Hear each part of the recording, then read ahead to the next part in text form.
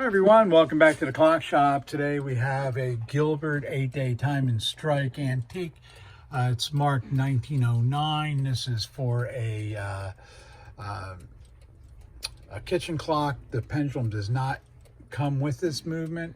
I did a complete overhaul, and the springs look great. I did a bunch of bushings. It's been sitting here running like a champ. Anyway, let's listen to the tick for a second.